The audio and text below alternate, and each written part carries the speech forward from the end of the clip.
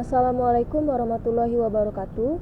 Kami dari kelompok 6 tentang order manajemen dengan anggota Joy Gabriel, Nurul Hijriani, dan Winnie Dea Monika. Pertama, tentang pengenalan manajemen pesanan atau order manajemen. Manajemen pesanan terdiri dari serangkaian proses bisnis yaitu quote, orders, shipments, dan invoicing. Di bawah ini adalah matriks bus dari proses bisnis pada manajemen pesanan. Lanjut tentang transaksi pemesanan. Di bawah merupakan contoh skema database transaksi pemesanan. Perincian alami untuk tabel fakta transaksi pesanan adalah satu baris untuk setiap item baris pada pesanan. Normalisasi tabel fakta yang merupakan jumlah fakta generik tunggal beserta dimensi yang mengidentifikasi jenis tabel fakta. Normalisasi tabel fakta digunakan saat kumpulan tabel fakta jarang diisi untuk baris tabel fakta tertentu. Tidak ada perhitungan yang dibuat antara tabel fakta. Lanjut tentang role playing dimension yang terjadi ketika satu dimensi secara bersamaan muncul beberapa kali dalam tabel fakta yang sama.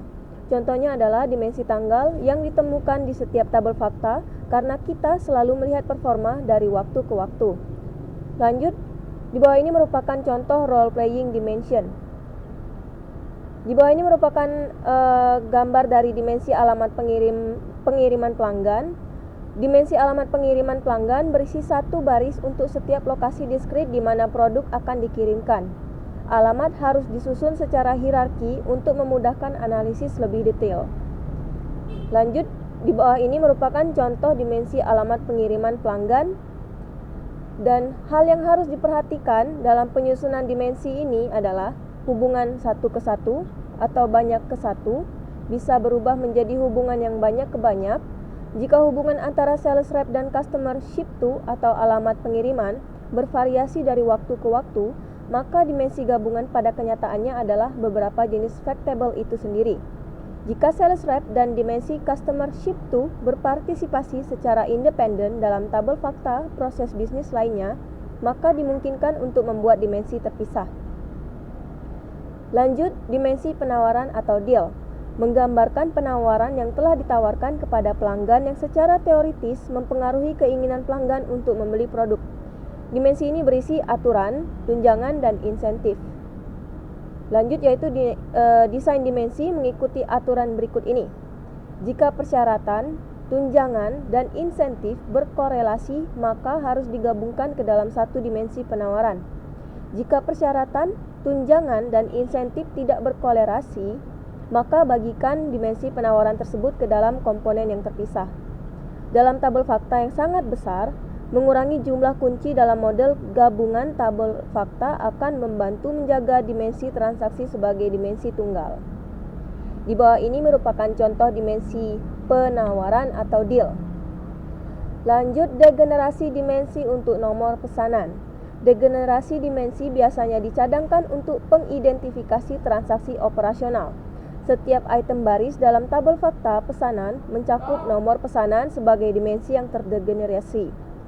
Kegunaan degenerasi dimensi memungkinkan kita untuk mengelompokkan item baris terpisah sesuai pesanan, memungkinkan kita menjawab pertanyaan seperti jumlah rata-rata item baris pada pesanan, kadang-kadang digunakan untuk menghubungkan data warehouse kembali ke dunia operasional. Kemudian adalah dimensi sampah. Pertama, bagaimana cara kita mengatasi dimensi sampah? Pertama adalah tinggalkan tanda dan indikator yang tidak berubah di tabel fakta.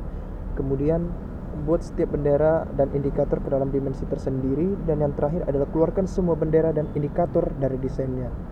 Desain sampah adalah pengelompokan yang nyaman dari kardinalitas benda dan indikator. Berikut ini adalah contoh dari dimensi sampah. Selanjutnya adalah dimensi mata uang banyak. Mata uang banyak dinyatakan dalam mata uang lokal dan mata uang corporate standar seperti US dollar, euro, dan pound sterling. Dan tabel tingkat konversi berisi semua kombinasi nilai tukar efektif yang berlaku di kedua arah, baik mata uang lokal dan mata uang yang akan dikonversikan, seperti yang dapat kita lihat pada tabel berikut ini. Kemudian header dan item lain fakta dengan granularitas berbeda. Pertama, fakta perincian tidak boleh disatukan ke dalam tabel fakta tunggal. Dan yang kedua, alokasikan header fakta ke dalam item baris seperti tabel yang ada di bawah ini. Selanjutnya adalah transaksi faktur. Setiap item berkorespondensi dengan item yang dikirim. Selanjutnya, harga dan diskon serta penawaran lainnya berasosiasi dengan transaksi ini, yaitu transaksi faktur. Dapat kita lihat bagaimana tabel dari transaksi faktur seperti tabel berikut ini. Selanjutnya adalah mengumpulkan snapshot untuk setiap pemesanan pemenuhan pipeline. Hal ini berguna bila kita ingin lebih memahami seberapa cepat produk bergerak melalui pipeline atau pipa, seperti yang dapat kita lihat pada gambar berikut ini. Dari bagian tersebut kita dapat menganalogikan contohnya pada tabel berikut ini dan tabel berikut ini. Biasanya pengumpulan ini memiliki banyak tanggal yang merupakan tonggak utama dari proses bisnis yang dispesifikasikan. Kemudian pengumpulan ini juga berguna bagi produk yang bergerak melalui pipa dan dapat dikenali secara unik, seperti mobil yang dapat dikenali melalui nomor mesinnya, seperti kendaraan yang dapat dikenali melalui nomor polisinya.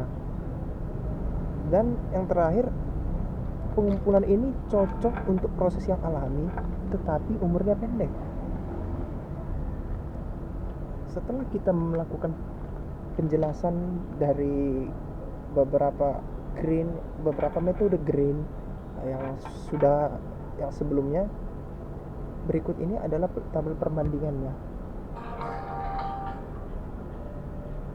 Terima kasih atas perhatiannya.